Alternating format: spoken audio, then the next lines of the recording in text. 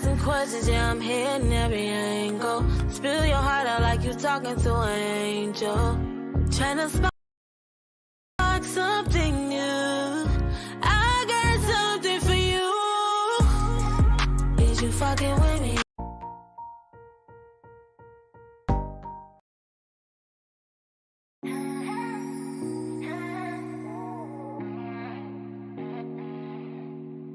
Asking questions, yeah, I'm hitting every angle. Spill your heart out like you talking to an angel. Trying to spark something new. I got something for you. Is you fucking with me? Tell me all of the things that you want the whole world to know. Tell me all you want. Hi guys, it's your angel here, the good woman of God, and I'm so excited to be back. Y'all remember episode with Happy Davis? Did you miss me? But no, it is so awesome to be back doing what I love, talking to the people and interviewing dope individuals who are big in their faith, a force to be reckoned with, unique in their craft, creative, and knocking down barriers every day. So a few of you probably don't know, but I had to take a step back from doing the podcast because I had oral surgery and a whole lot of other things. But I am still in the process of healing, and I said I am not going to wait any longer. I'm just going to jump right back in, full throttle, and here I am. So I am so honored to introduce my guest for today. Her name is Anna, and she is the CEO and founder of FWM, which is a nonprofit organization that just gives back to moms and babies in need. And it's just so great to have her here. And without further ado, we're going to welcome her to the stage. Hey! How are you? I'm so excited to finally be here on your podcast with you.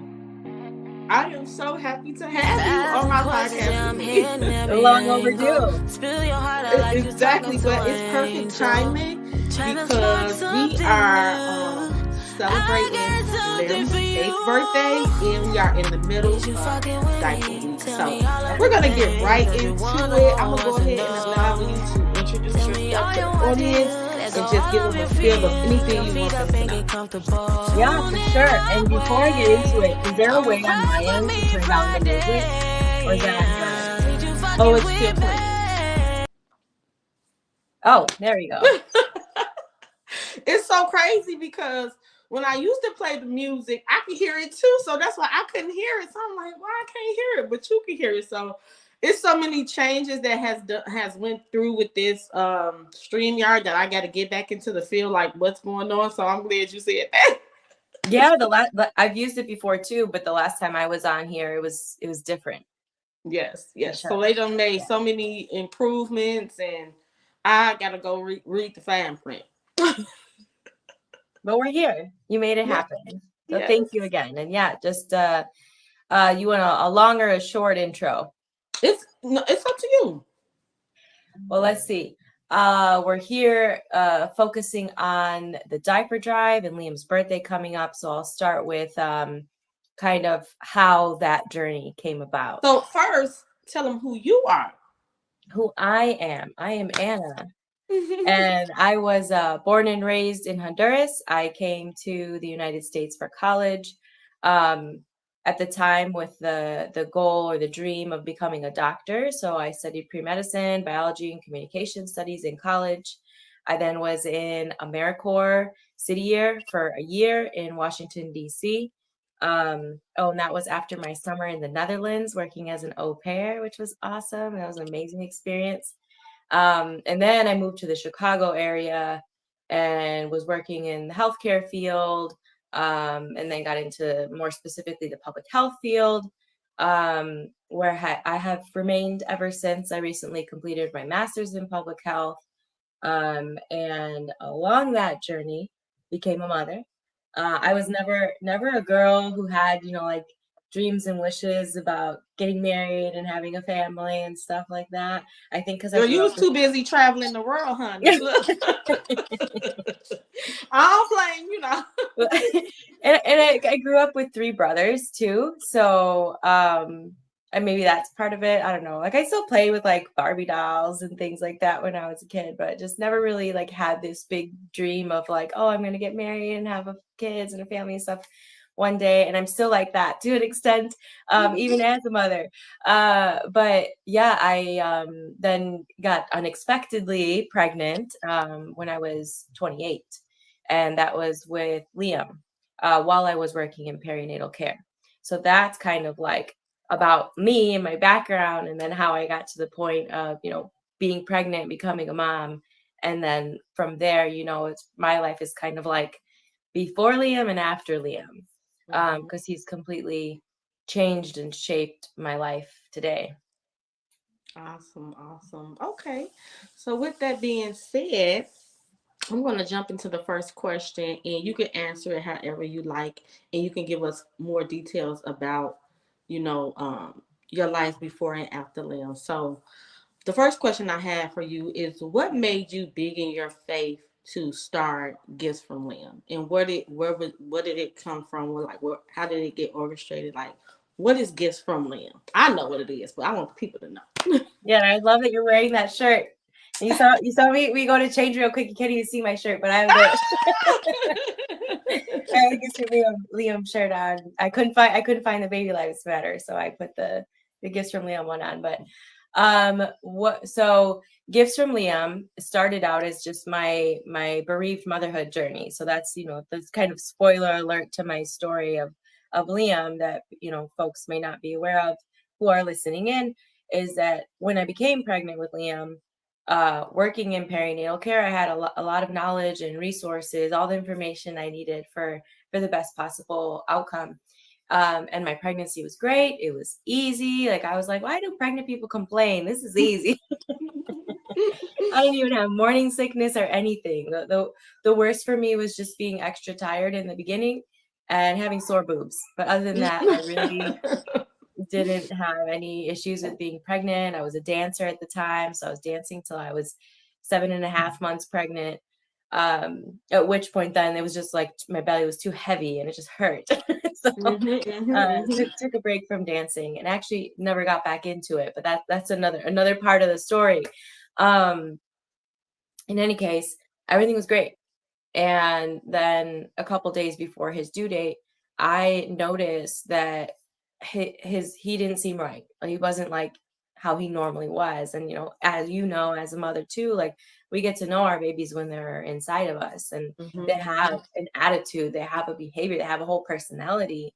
And so we know what it's like for them to be normal or abnormal. And so I noticed he was different. And then I called my midwives and I said that. And they said, oh, it's fine. You're at the end of your pregnancy. He's running out of room. That's why he's not moving as much. Which, for everyone to know, is a myth. That is not true. Babies don't slow down at the end of pregnancies. They don't run out of room.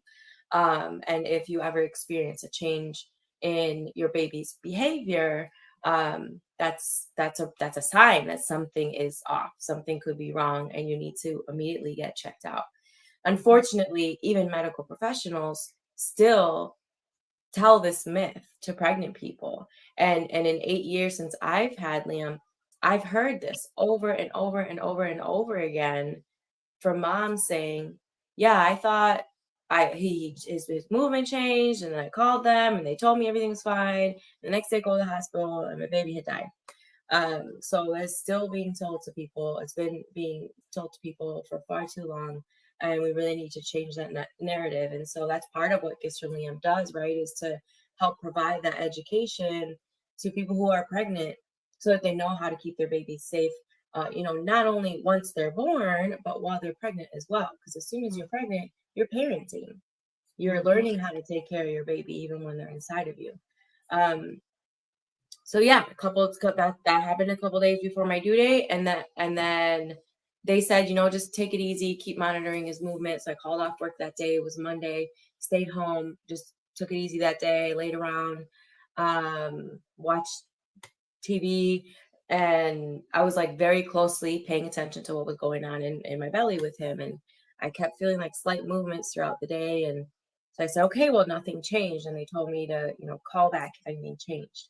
So go to bed. By the next morning, I'm getting up, getting ready for work again. Still haven't felt a strong kick it or anything. And so I call them back and I say, hey, still haven't felt a good kick like he usually does. And it's been a day.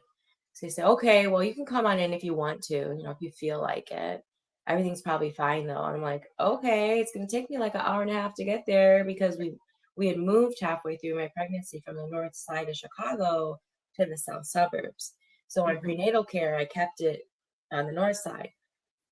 Well, we made our way over there, got there a little over an hour the whole time, speaking of faith. So I'm not like a devoutly religious person. I grew up Catholic. My family's Catholic. I believe in God, but I don't consider myself to be a very, actively practicing Catholic person. I again, like with the before Liam and after Liam kind of thing, like with him dying, that really changed my perspectives and feelings and thoughts around religion and God and humanity and creation and all these things. And so I still believe in a higher power, and I appreciate the rituals and traditions of religion. There are a lot of things I also don't like. But what I do still have faith, and I consider myself a spiritual person. And I believe in the power of the universe and whoever these higher beings are. A lot of the work and a lot of what's happened in my life since having Liam, I feel is directed by Liam. Like I truly believe that he's instrumental in everything that's happened with gifts from Liam, and he's the one putting opportunities in front of me, putting people in front of me, and making the beautiful work happen that we've been doing. So back to the story. So I call, we make it to the hospital, and then that part, long story short, they start to put me on the monitors and stuff. And like, usually they would find his heartbeat, like in a heartbeat. Right. And then, that time, like they couldn't until like 6 people later, like I already knew what had happened. Like he died. I knew that. That was my job at the time. Like I was responsible for like collecting and analyzing and reporting perinatal morbidity and mortality data. So like I was already very aware of the possibility of this happening. I never really thought like it would happen to me, and everything was going so well. And I thought I knew all the things and I was doing everything right. But so that just goes to show you, like, anybody, it can happen to anybody. It doesn't matter what race you are. It doesn't matter what your socioeconomic status is. It doesn't matter what your education is. Stillbirth, infant death can happen to anybody. And there's a lot more that we can do as individuals if we're educated properly, right? Like it's not the individual's fault usually that the baby dies. Usually it's a lack of education and support in their pregnancies, in their parenting. And that's a systemic failure that we have not only in this country, but everywhere. And so I was admitted after finding out that he had died, and induced, and then delivered him right on his due date at 40 weeks. And, of course, it is, there aren't words to describe how devastating the loss of a baby is. And going through that process of birthing a baby who was not going to live. And that's where I also held on to faith too, is that I was, up until that moment that he came out, I was hoping and praying that they were wrong and he was going to be alive, even though I knew like the evidence showed me he's not alive. It's just so hard to accept that, and you don't want to believe it. You want to think they're wrong. But so he was born silently. It's the quietest room I've ever been in. Looked around the room, everybody, just tears in their eyes. And At the same time, the birthing experience itself was beautiful. And I felt so proud as I was in active labor for 3 hours. I was pushing for 3 hours, and then to deliver your baby. And when babies are alive, they're helping to make their way out. But he wasn't alive, so it was all me. And I just felt so strong and like, wow, it's incredible. Like I did that. And this is my baby. And he was beautiful and he was perfect. And as it turned out, he was perfect inside and out. There was nothing wrong with him. He had, we found out later, lost all of his blood. So there was a fetal maternal hemorrhage, which I wasn't bleeding externally, but all of his blood was in my blood. So no one could ever explain how or why that happened, which is crazy to me because, as I always say, right, like if you or I just start bleeding to death, like they're going to figure out why, right? Like people don't just randomly start to bleed to death. And I've heard lots of stories about fetal maternal hemorrhages too, that it's just this supposed random thing that happens. And it's like, no, it's not. You're not doing enough research to figure it out and therefore prevent it. But people don't randomly just bleed to death. So immediately upon having Liam, I knew like I needed to make meaning of that experience. I needed to keep his memory alive. And I didn't know the words to describe what I can describe now, but I just knew it. I just like needed to do something. And so I immediately like donated my breast milk. And at the hospital, they were completely shocked and baffled that I wanted to do this. And, this again was 8 years ago. So it's more common now. It's still not as common practice as it should be as far as informing families of this option. But they were just completely shocked that I said, I want to donate my breast milk. But so I did that. And that for me was incredibly powerful and healing. And it gave structure to my days. It gave me a purpose, early on when you're so deep in that grief and you can barely function. It was like, okay, I got to get up. I have to pump every couple of hours. I have to store this milk carefully. I have to be careful with what I'm eating and drinking so that this milk can be used by other sick babies. And then knowing that milk, Liam's milk, would help save other babies, that felt amazing, right? Like he can't be here. I can't change that, but he can help save other babies. And so that again is just kind of like how it all began, right? Like just like helping other babies in his memory. And then I started giving his things away. And then for his first birthday, we decided to have a diaper drive because I was like, I want to honor that somehow. I don't want to have a regular birthday party for a baby who's not here. So like, how can we celebrate his birthday without a birthday party? And of course, start going down the Google rabbit hole. And somehow I stumble upon Diaper Need. And at the time, it was that 1 in 3 families in the United States couldn't afford enough diapers for their babies. And now it's worsened to 1 in 2 families in the United States can't afford enough diapers for their babies. And so to give some perspective to that statistic, that means that like in the Chicago area, if you're making $75,000, $85,000 a year, those families are reporting having a hard time buying enough diapers. And that's a decent income. And even so, high middle income folks are struggling to get enough diapers for their babies. And that just like, when I learned about that, it blew my mind for many reasons. Like I'm working in public health, I'm working in perinatal care, and I had no idea that families I'm pregnant. I just spent 9 months getting ready for a baby who had 3 baby showers and had everything he was going to need for the first 7 years of his life. And there are people who don't even have enough diapers, like a baby's most essential material item.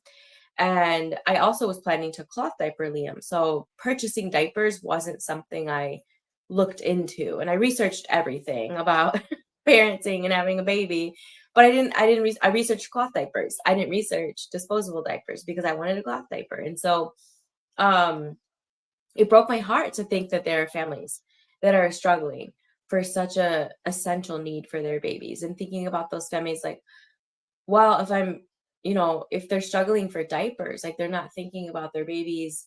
Not that they're not thinking about it, but they're in survival mode, right? And so like they're focused on where am I going to get diapers? So they don't have the capacity to think about like well-being and development and appropriate attachment with their baby and their emotional needs and things like that, because they're in survival mode. And so I was like, okay, I want to help that. I want to help the diaper gap, and let's do a diaper drive for his birthday. So we partnered with some churches and organizations and ended up getting 20,000 diapers for that first year, and that was incredible. I would have been That happy is with like, incredible. yeah, I didn't have any expectation. I didn't have a goal, because to me it was like you're giving these diapers as like, instead of giving him a birthday gift, right? Like if he were here, we'd have to a birthday party, you'd bring him a gift.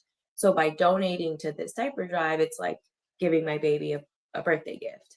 So, I would have been happy with like 1,000 diapers or less. Like anything would have felt good to me. And then I was just blown away by that first um, drive, getting the 20,000 diapers. And so I decided, then and there, like, okay, I guess this is what we're doing for his birthday every year. And so we continued that tradition for the first few years. And then that grew and expanded. And then everyone kept telling me, like, you should start a nonprofit. And I was like, no, thank you. I've been working in that world, and like it's a lot harder than it may look or than people realize. Like, nope, I'm good. This is just the way that I parent him, doing things in his memory. And eventually, as I said, Liam's the one who like makes things happen, right? Like he was really obnoxious about this nonprofit situation. And so everything ended up just lining up, like access to a course on how to start a nonprofit, access to funds to submit the nonprofit application, because that alone is like $500-$600 just to file the paperwork. So that was paid for by a donation. And so it was like, wow, okay, I guess I have a nonprofit now. And then along the diaper drives evolved into the diaper assistance programs. And alongside that happening, I was naturally falling into a role as a support person for other grieving parents. Because of where I worked, a lot of my professional networks even would refer people to me, say, oh, now that they knew that I had lost the baby, and I also had this professional experience in the field, I had this other layer of expertise around baby loss. And so they'd start to refer people to me, and I'm providing support.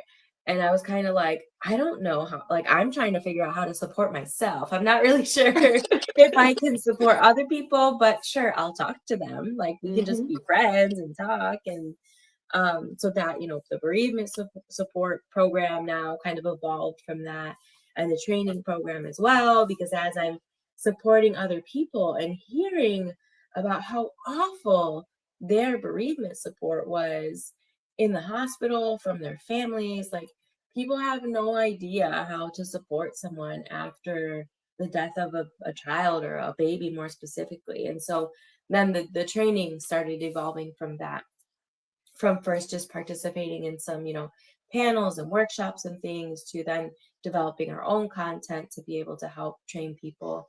And so all together, that is what has become Gifts from Liam. And then, the diapers have never been about the diapers. It's about helping families meet basic needs so they can learn the skills and tools that they need to know to keep their babies healthy and safe and thriving. And so we include all that educational information with the diapers. We teach people one-on-one when we're at events and workshops and things. And we have a parenting support group for families to join as well to learn about this stuff. And then the bereavement side of things is so essential, because as much as we work to save babies, Gifts from Liam and so many other incredible organizations, babies are still going to die. And it's so unfair that the current state of things is that if you deliver in a nice hospital, you'll get some, fairly decent bereavement support if it's the right time of day and the right staff is there. But then if you deliver in a area that's a maternity care desert and it's a hospital with less resources, you're lucky if there's a chaplain to come talk to you. Like, it's so unfair how different the experiences are depending on where you deliver, and that there's like no standard of care for families experiencing losses. So then that's where we got into advocacy and working towards Liam's Law, which now sets that standard for families who experience a stillbirth to at least be given the option of requesting a birth certificate for their babies instead of only having a death certificate shoved in your face to just, rub it in a little bit more that your baby's dead, and that legally, societally, culturally, we're not going to recognize your baby's existence. Right, right. I wanted to touch bases on something that you said earlier. How you were already in that field and you knew the education, and it's like you knew that you were headed in one direction, but it actually you went through another direction. It's like, because I felt like that when I had the surgery, because I'm a nurse, right? And I felt like um patients, and I was like, oh my god, now I'm a patient, because I had to go to the hospital and be a patient, and it was like, it was just so surreal to me, like, and I don't know if you felt that way, like, I'm learning about stillbirth, this is my territory, and now I'm dealing with it. Yeah. So it's like it takes on a whole nother life, like it makes you feel like an out of body experience, like how can this be happening when, you know what I'm saying? Like, I did everything right, and it makes you feel like you said, like the before limb and after limb. It's like, was this what God was preparing me for? You know what I'm saying? It makes you feel like that. So I'll just thank you for sharing that. And I love the way how you said, like, he's just making everything happen. Like, you're kind of taking the back seat, and he like, no, ma'am. No, ma'am. Okay, we're gonna get this not-for-profit. Here's the money to pay for that. We're gonna do that. Let's do that. And now you said that you even have a law in honor of him. And with the next question that I want to ask you about, what makes you a force to be reckoned with, I want you to go in a little bit deeper and tell us about that law, and when can we start hearing more about it, and all those good details. So what makes you can answer other ways too, you can put more in there, but I definitely want you to hit on that. So what makes you a force to be reckoned with? I think passing a law makes me badass, right? So yes, that is a good. That's why I wanted. That's why that when you said that, it kind of came right at the right time, because that's some badass shit, okay? Because everybody ain't around here getting laws into play. So I definitely want you to touch on that. Yeah, that is, it's pretty incredible, and it's kind of funny too, because once it like was actually like, okay, it passed, it was actually kind of like a very anticlimactic moment. It's like, oh, okay, that was it. Like, it's okay, it's just a law now. Like, all right, fine. But no, it really is something to be celebrated, and I think especially considering the few resources that we have to be able to put into it, and the amount of time that it took to do it, both on both sides of it being a long time, but also a short time, like a relatively short time to get a law passed, from when we started having conversations about it to passing it was actually pretty short. So I hear, as far as it goes to getting laws passed.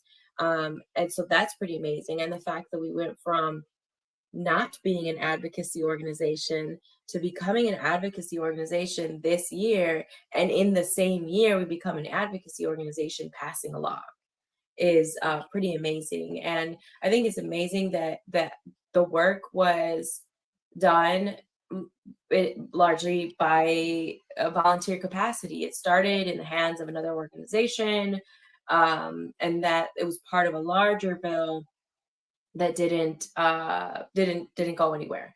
And so then we decided, okay, well, let's introduce this as its own bill all by itself, which is even cooler than it being, you know, a section within something else. It's like, no, this is going to be a law by itself.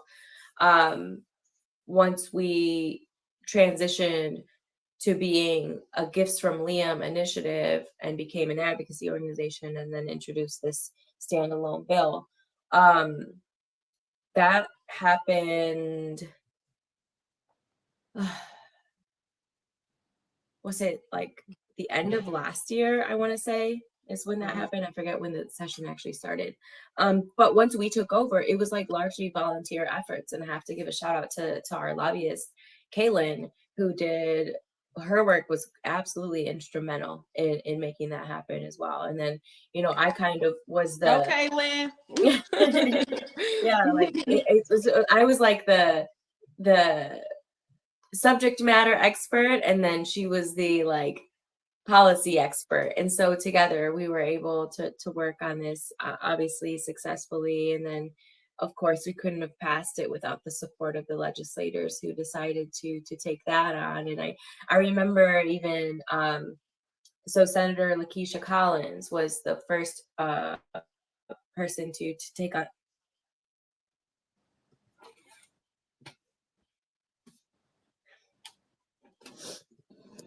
It's okay. You okay? My phone's dying. Hold on. Okay. No problem. And if you guys don't know, I believe Lakeisha Collins, she is in the West Lawndale area. She's the alderman for the West Lawndale area. So she's definitely gives back to the community. Um, she's doing great things over there in that community. So I've actually worked with her personally too. And I just want to give kudos to her for, you know, believing in what Anna was trying to do, because like she's making a voice for the unheard, you know. A lot of times, like Anna said, when you're going through this process, you don't have a lot of people to have your back. You don't have a lot of people to be there for you. So sometimes this experience, not sometimes, this is a scary experience. And to have people, you know, fighting for the rights of your baby is awesome. I personally didn't know that um when you have a stillbirth child that they don't get a birth certificate. It's like they were still born, they have a birthday, like come on. But I wasn't aware that your child does not get a birth certificate, but they do get a death certificate. So in a sense, you never know how that can make someone feel, you know, like, oh, my baby can get recognized for dying, but not get recognized for living. So it can be a lot, you know. So I've never personally dealt with stillbirth, but being in the medical field, I've seen other families that have, and it could be detrimental, you know. It could take over your mind, your body, your soul, everything. And I'm just thankful that God put something in Anna what made her push through all of that. You know, and to be an educator in that field and still go through that loss, like I was explaining earlier, like that's kind of like an out of body experience, like oh my God. And when she comes back, I definitely want to ask her, like, what does she think that she would have done different with the education that she already had? When she would have just went to the doctor herself without calling her medical team, because sometimes me being working in the medical field, you know, sometimes the nurses and the doctors, they don't know everything, and that's why it is called practice, because people are still practicing. They don't know everything. You know, sometimes it's a hit or miss, and like she said, that's a myth that has been going around for ages about when you get into your last trimester, if your child stopped moving, that means that they ran out of space. That's not true, but that's something that they tell people to just, you know, say anything. And we got to stop just saying anything, okay? Anna is back, so I'm going to bring her back to the stage. Hi. Sorry about So that. it's okay. I went right into host mode, so I was keeping the conversation going. Awesome. I appreciate that. Yeah, I caught the No. tail end of you talking about keeping babies safe in pregnancy. Yes, yes. And I was just saying how with the law that you have in place, I feel that that's great because it's like, and I personally didn't know that when you have a stillbirth, all you get is a death certificate. Like my baby, they had a birth date. Like, why don't I get a birth certificate? And like I said, I feel like you're a voice for the unheard. You know what I'm saying? Like, I'm sure it was other mothers in your predicament who probably fought for a birth certificate and they were faced with no, this for this reason, that reason, and that reason. So we can only give you this. So it's like you can honor my child's death, but you can't honor their life, So, you know, like I said, I've never been through that personally, but I could just imagine how it would make me feel. And then Veronica said, especially when you have carried the child for 9 months, like that's hurtful. And like you said, in some areas, you don't even get the bereavement service, you don't get the support. In some areas, you don't get nothing. You came to the hospital, that happened, and see you later. So like, Yeah. I think that you are doing some awesome work and making a great impact. And I give shots out to you, to Lim, to your team, to what's her name, Kaylin. Caitlin, Lakeisha, Collins, like everybody that's involved with everything you're doing. But go ahead and finish, or did you want to move on to the next question? I forget where exactly I left off, but I was talking about how amazing it was to be able to pass the law with, limited staff, limited resources, a volunteer-led effort, and really making it happen in just over the course of a couple of years. And yeah, what you said is on point. Like there's so many parents who have said to me directly or have expressed through, sharing about this law, like, oh, I wish not only in Illinois, but I wish my state had that. Nobody ever told me I could get that. How can I get one? So many people.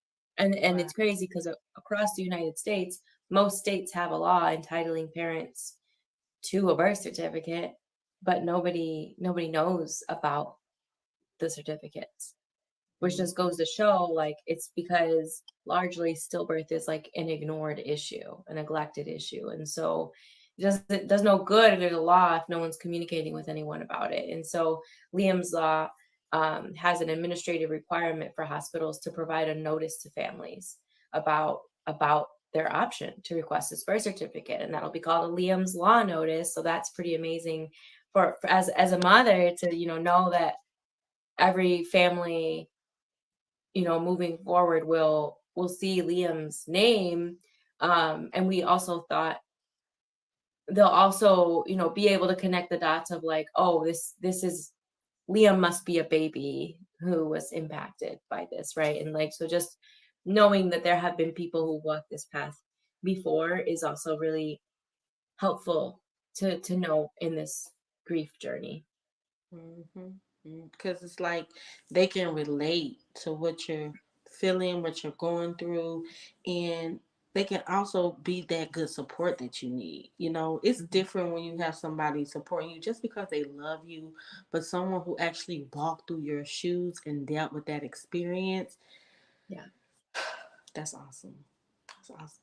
And like you said, that is badass, baby. And that makes you a force to be reckoned with, honey, baby. We set laws out here, okay? Stop playing with me. That is so great. I'm so proud of you. That is. So my next question is, what makes you unique in your craft? Because I mean, it's different organizations out here, but what makes your organization unique? What's made it unique, me unique, the organization unique from the start has been the fact that I came into this having that professional background in this, because what you'll hear a lot of people say is like, I never heard of stillbirth. Like they don't hear the word until it happens to them. Mm-hmm. Oh, am I frozen? There I am. And so me coming into this already having that knowledge really uniquely positioned me to be doing this work. Mm-hmm. Sorry. And then as an organization, we really take a holistic approach to helping to support families. Like there are organizations that will give families diapers. There are organizations that will provide grief support. But there's not a whole lot of organizations that provide the whole package for family support and healing. And that's awesome. Like you said, some people they'll give you some diapers, but they don't but they don't get anyone to help you with the support that you may need. And I think that is very unique and very awesome. The next question I have for you is what makes you or what makes Gifts from Lim creative? Creative. Oh, all these creators within the organization who have supported over time, and I'm constantly having new ideas that I wish we could implement them all, but that goes back to again the capacity and the resources. That I think everything we've done has been, from scratch, right? Like, and we're not reinventing wheels at all. Like we're, if anything, trying to pull things together that are already out there. Um, but yeah, I think just like it's creative by default, and that we created everything that we've been doing. And I know it kind of started out with the breast milk as you were giving it to the hospital. What other things do you give Me personally, or as the organization? as the organization? I know it's the diapers. And what other things do you give? Diapers, education, grief support, parenting support, and then bereavement training for professionals who are working with pregnant people and birthing people. And you also give those cloth diapers. Tell us a little bit more about cloth Yes, the diapers because a diapers lot are of both. people they don't Yeah. know about that. Yeah, you're absolutely right. Yes. So our cloth diaper assistance is both disposable and cloth diapers. And so the cloth diapers are a little bit more involved because, as you said, like not a lot of people know about them, or at least don't know about them in their current format. Like a lot of Mhm. people, when you say cloth diapers, they still think of like, grandma's cloth diapers, maybe the ones that our parents put on us, if our parents were even using cloth diapers then, because our generation had, our parents had access to disposable diapers, but certainly grandma's generation was still using cloth diapers, and it's not that anymore, right? Like there's so much more modern, and there's so many styles and so many shapes and sizes, and they're super cute. They're pretty easy to use once you get the hang of them, but there is a learning curve, and you do need to be aware of certain things. You need to understand how to wash them properly.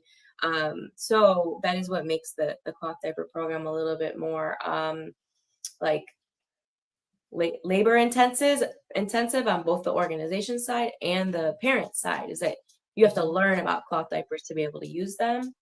But so we do provide that training both to providers and to parents.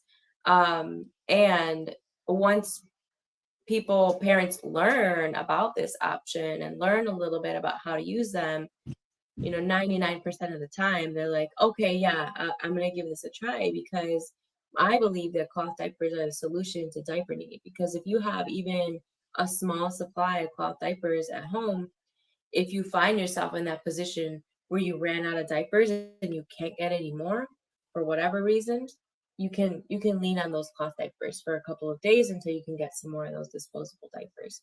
So then parents will never have to go through that stress of where am I going to get a diaper? I don't have any more diapers. And the so many parents feel so much shame and embarrassment around having to ask for help for diapers. and so you don't, it lifts that off of them as well. Yeah, I wish I knew about cloth diapers when I had my bunch of kids. Because, like you said, running out of diapers in this society can make you feel like you're not being a good mom, that you're not, taking care of your kids. And sometimes it's not that. It's just that sometimes, like you said, you're in survival mode. Like, oh, should I buy diapers or should I buy milk? Should I buy diapers or should I pay the rent? It's like, Mm-hmm. give and take, give and take. So I think it's a great aspect of Gifts from Lim, because they don't teach you that in the hospital. They don't teach you nothing about cloth diapers. It's always, here's some Pampers, here's some Huggies, here's some Parents' Choice, whatever, whatever. And then that's it. And then even with the parents, you know, if they can't afford the diapers, they start getting the least expensive diapers, which will probably be worse, for the baby's health on their bottom. Sometimes they leave diapers on too long. It's just a whole different concept. So I definitely wish that was something that I knew about when I was having kids, because those days are long gone now, baby.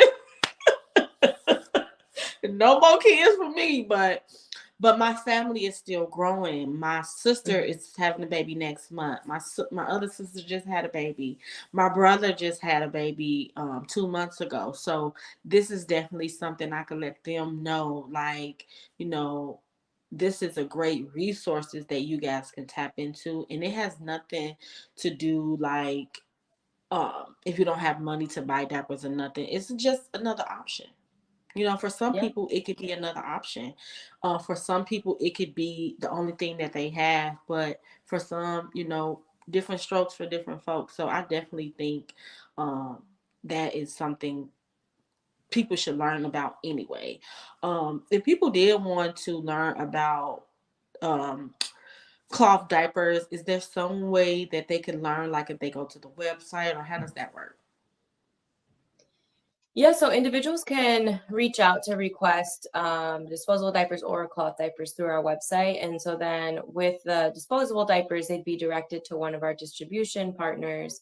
And then with the cloth diapers, like I said, it's a little bit more intensive in the fact that you do need to receive some of that education. And so then they would be filtered through, and then we'd be able to provide that education for them.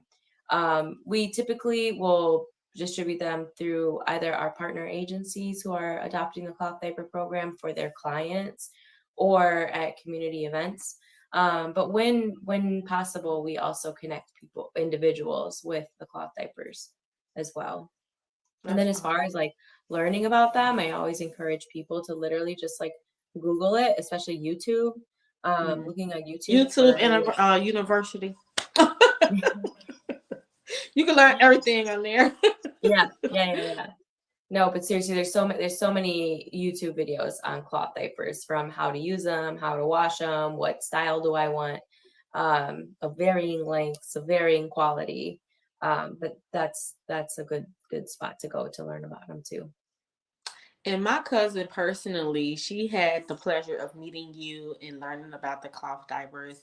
And she just always talks about how cloth diapers like changed her life. I'm like, girl, you act like you Mm. wore a diaper.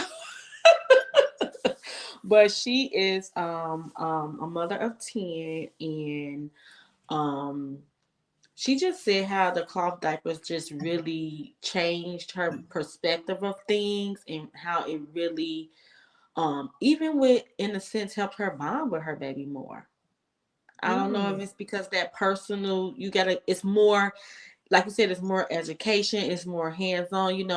When you doing a disposable, you wipe them off, go on about your, put it on, no one on, go on about your business. With the cloth, you have to do certain steps, and do this, rinse this out, put this over here, and it's just a different aspect. And I know, I guess it's kind of secondhand, firsthand, how it affected her and changed her life. So I would That's definitely amazing. recommend anybody who wants to learn about cloth diapers, even if you don't want to take the aspect of actually using them, the education, the education behind that, I think is really great.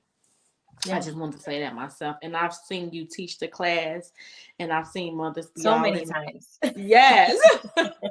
And they be all in it like, okay, okay. And the styles, honey, the styles are so cute. So, Mhm. and they have them, for boys and or girls. So I just think it's a really great concept. And I think that's another aspect of gifts from Lim that is just awesome. And hopefully that's another law we can get, that you got to teach that to the people in the hospital. I think that would be, and who's to say it may be seen far fetched now, because the way the economy is going, like you said, people are really out here struggling to provide certain essential things. Yeah. So I feel like that's definitely something that can be taught. Um, Moving right along, my next question is for you is, and I feel like you probably answered it more than once, but it wouldn't be the fuck with me Fridays if I ain't ask all 5 questions. So the next question is, what makes you a force to be reckoned with? No, that's the one you just asked me. I did. Yeah, and then Uh-uh. we got into talking about the law. No. Um, was it? Okay, no, Yes. it is. So the last question is, what barriers have you had? Thank you, girl. See, I'm back. I'm back, and I gotta get the groove. So you're right. The next question is, what barriers have you had to knock down to get you here, to what you're doing today? Not the head scratch. Like, where do I begin? Where do I begin? Um, what yeah, literally, like there's so many. Like I said, from the beginning, I would push back on starting a nonprofit because I knew how challenging that would be. And then, by and large, I'm running everything on my own. And of course, there's been like a lot of volunteer support over the years, but still being the point person for everything, and being that, the creator of the things, and doing the trainings, doing the support, working on the laws, um, all of that in itself is a barrier to be a one woman show. Um, Funding has been a huge barrier. It's been really challenging to secure funding, whether it's been from grants or foundations or individual donations. I think part of that is the state of the economy, like you said, right? Like it's just hard. I know like a lot of nonprofits are going through this, right? It's just hard to get donations. Grant funding is very competitive. And then because our organization is unique, I think sometimes it's challenging to like apply for grants and say like our organization fits what you want to meet, because it's not that standard kind of cookie cutter program that they're used to seeing. It's been challenging to be um, uh, when I started the nonprofit, I was working a full-time job and other side jobs and running the nonprofit. At one point, I was finishing my master's while doing all those things. Um, so that's certainly been a challenge and a barrier. And I think that's also um, to progress and grow the organization was, relatively speaking, slower, because my energy, my attention was pulled in so many directions. So then last year I decided to not pursue any other full-time jobs after my last medical writing contract ended, and dedicate myself fully to Gifts from Liam. And so that's been a huge sacrifice, mentally, emotionally, financially, because having those other jobs too was a nice like mental and emotional break from this very heavy work, whether I'm working with families who are struggling to meet their baby's basic needs or don't know proper education on pregnancy or parenting, or they're grieving families. Like, it's really heavy work. And so that in itself is like very exhausting, and I don't have much of a break from that. And so that's been another challenge and barrier. Um, yeah, that's to name a few. Mm-hmm.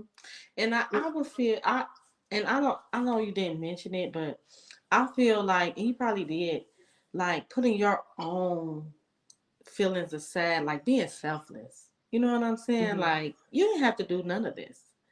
You know, you didn't have to get nobody your milk. You could have kept your milk, like I'm keeping my milk. Like, you didn't have to give, his thing to other moms in need. So I feel like putting your own feelings of hurt and grief to the side to do this, to build this, I think it is astonishing. Like, oh my God. Like you said, the people in the hospital were so shocked, like, oh my God, you're gonna give your milk, because you have so many people that hold on to the hurt, that they don't know how to open up and like let the hurt change them. Like, even when Mhm. I was writing the description of today's podcast, and I was just like, what am I going to write? Like, my mind was just twisting, like, oh, what should I write? Should I write? And I put that in there, like, this is a selfless act. This is a, a, a gesture of just kindness, and just to want to be there to help others. And I love how, like, you took your pain and turned it into passion, and now you're just changing. And right now it's probably just in Illinois, but you're changing the world, because everybody is going to know about Gifts from Liam. Everybody is going to want to help. So with that being said, I got the information flashing across the screen, but we are in Awareness Week, and you can donate. You can donate diapers, you can donate some cash, you can donate time. So I want you to go ahead and talk a little bit more about ways that they can help Gifts from Liam, not only during Diaper Awareness Week, but year round. Yeah, absolutely. And, like I said, year after year, we've always done something during Diaper Need Awareness Week because it aligns with Liam's birthday. It's always, that last week of September. His birthday is September 29th. And so, this is his birthday week. This is his birthday celebration. He's done so much amazing work through all of us to help families with their babies and to help grieving families. So Diaper Need Awareness Week is a national week to raise awareness about the fact that so many families do struggle with diaper need for Gifts from Liam. So we're raising awareness about that. And then we're also asking for support, like you said, in the form of either donating diapers or donating dollars to help not only our diaper assistance programs continue, because all the diapers that we give out have been donated to us. So without people's donations, we wouldn't have been able to do as much as we have done, and we won't be able to continue since we do rely on those donations to continue, again, not only the diaper assistance programs, but also all of our work. Like, that's, like I said, like one of our biggest challenges has been funding.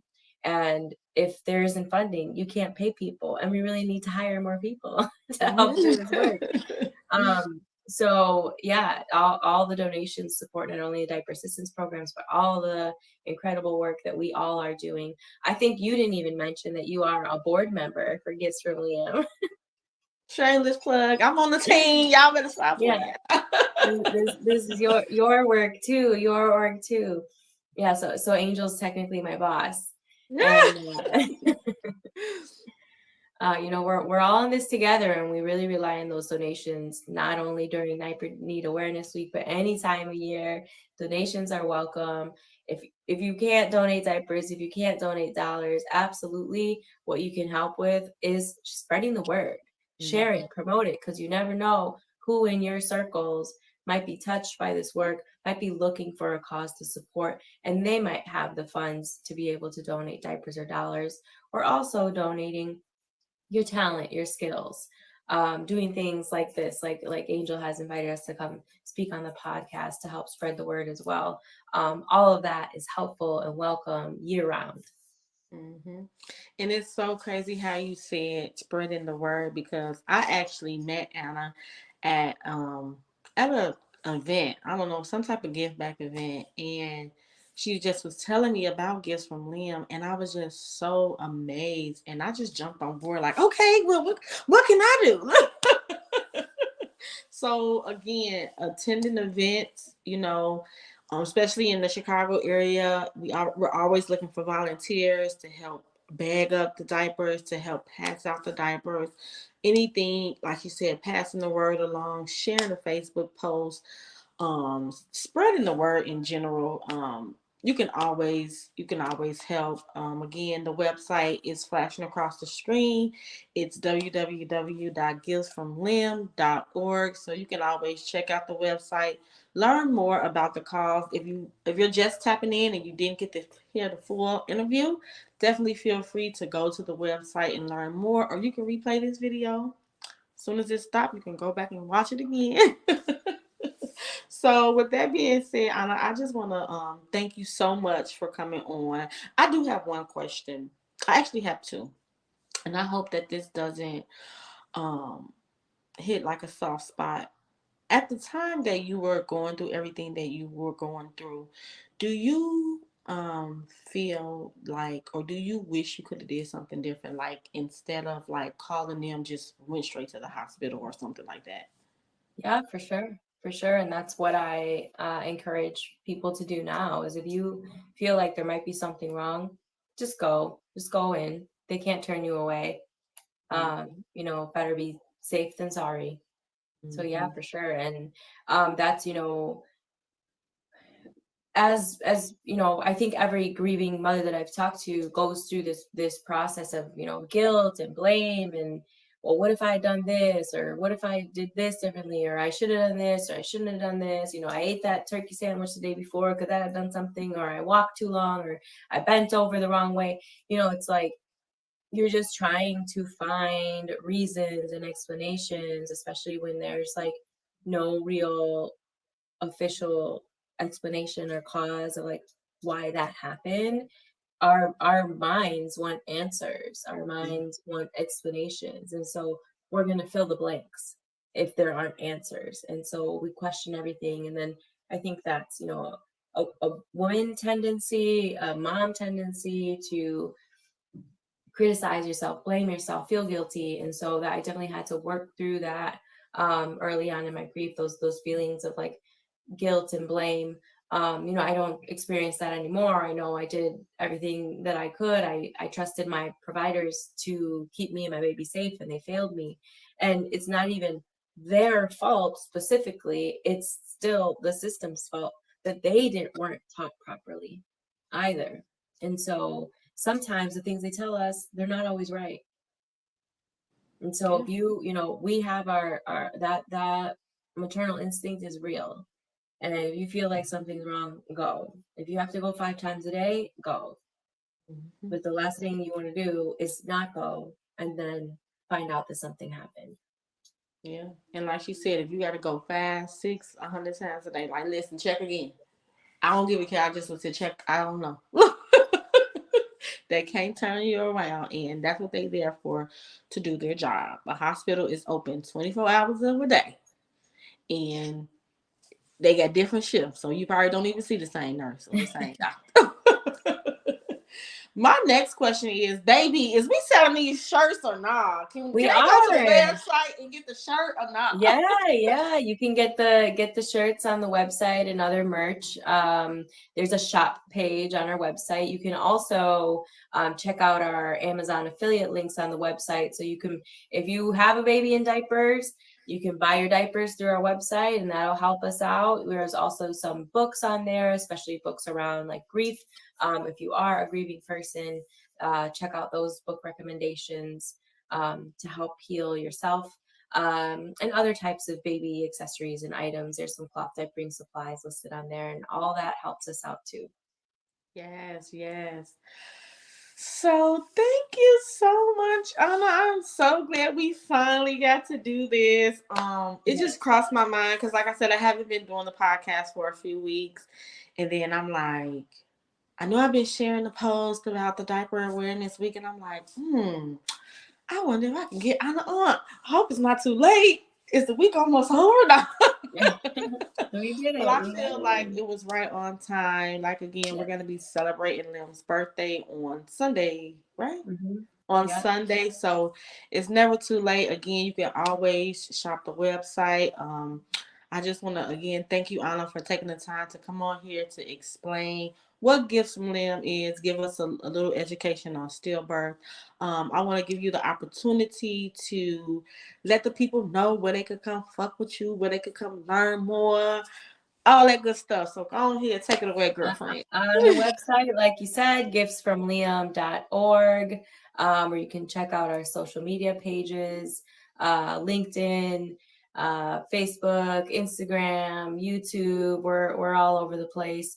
Not super active, but check us out, follow us, like, subscribe, do all those things. And if you want to reach me, you can definitely also through the website, reach out to us there too. Sounds great. All right, guys. So y'all heard it here first. Go to Gifts from Limb and donate.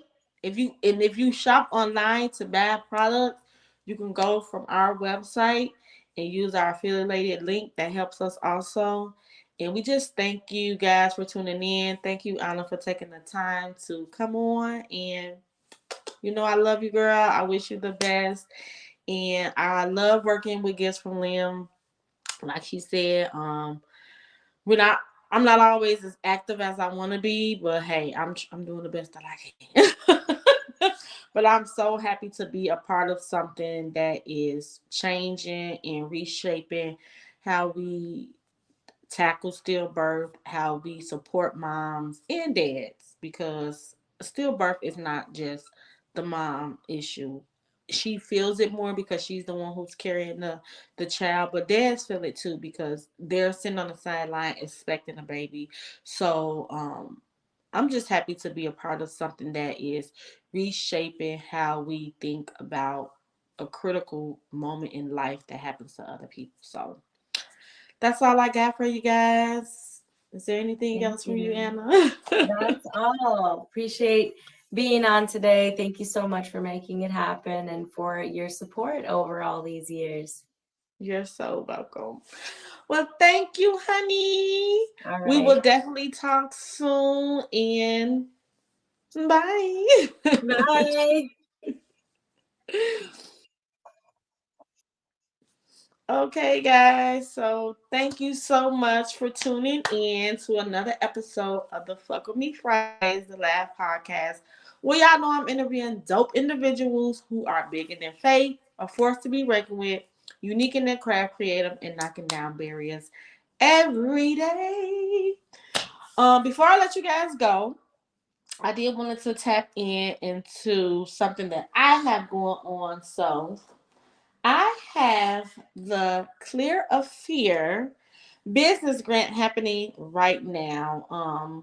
And what it consists of is just you coming into understanding that, you know what, I am going to take the fear out of my mind, the fear out of my life, and just get to it with my business. And it doesn't even just necessary has to be a business. Sometimes you could just get out of your own mind and just take better care of yourself mentally, physically, emotionally. But to enter the grant, you have to go ahead to the website and make a purchase of. Let me see how I get it in camera. Our Fear Journal, which was created by Tisa with the T, if you guys know her. Tisa with the T, this is her journal, and it's called the Fear Journal. And it has two meanings. You can forget everything and run, or you can face everything and rise. So this is the Fear Journal. I'll show you how it looks inside. It's a manifesting journey, exclusively manifesting journal. and planner. And I love the way that it goes. It doesn't go like month to month to month. It goes week to week to week. So you can start. Let me see if you guys can see that. On 1 week, it has the different days of the week. You can write in what you want to do for those different days. Then it has like a list of things that you can write down on the side. And then it has like different affirmations throughout the book. And it goes, like I said, I love the fact that it goes week by week by week, because sometimes you don't get to write in your journal every week. So just say if you had to skip a week, you can hop right back in the following week and you won't miss a beat. So again, to enter our grant, you have to head over to our website, Bella Rain Cosmetics, as you see it flashing across the screen, and buy our Clear of Fear business bundle grant. So that bundle comes with our fear journal and our Clear as Crystal lip gloss, Bella Rain. And the lip gloss, I love it, not only because it's my brand, but it does not, it lasts, honey. I be out with my friends and they be putting on their lip gloss like 6 or 7 times. I be like, baby, you need to get some Bella Rain because it's still there. It don't move. I've literally ate and it don't move. And that's actually one day how I got a sale. A young lady, I was at an event and she came up and I gave her a sample and she said, and she ate some food and she said, oh, my lip gloss is still there. I'm like, So she was like, let me go ahead and buy one. And she bought it. So not only is it a great product, but it lasts. It also has a scripture from Revelations 22:1. And it reads as follows. And he showed me a pure river of water of life, clear as crystal, proceeding out of the throne of God and of the Lamb. And to me, that, I know everybody has their own meaning of what different things in the Bible mean. And I'm not a Bible scholar. I hope to be one day. But for me, that means just that, again, being clear as crystal of what you want for your life, who's ahead of your life, and the different things that you're going to change to make your life be what you want it to be. And a lot of times people feel like if they don't know exactly what they want in life, then that means like they're not headed in the right direction. Sometimes you got to be clear as crystal and say, I don't know. You have to take a step back and say, I need your help, Lord. I need your help. So again, if you would like to be in our Clear of Fear business grant, I need you to head over to the website and purchase our Clear Fear bundle, which includes our Clear as Crystal lip gloss and our Fear journal. Okay, guys, y'all know where to head at to get it on the Bella Rain website. And that's it. That's all I got for y'all tonight. I'm gonna hang it up. I'm gonna throw in the towel. I'm done. Again, thank you guys for tuning in. To Fuck With Me Fridays, the live podcast where I interview dope individuals. If you know someone who is super dope and is doing something to impact the community, impact the world, please shoot them my information or shoot me their information, because I would love to have them on the podcast so we can learn more about what they're doing and how they are making an impact. Thank you guys for tuning in, and I'll see you guys next time. Bye.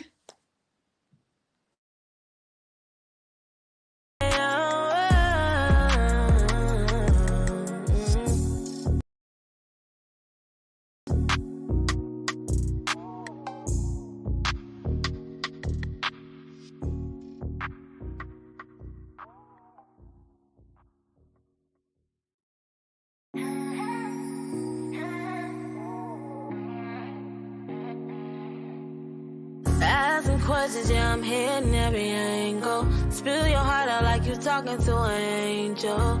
Trying to spark something new.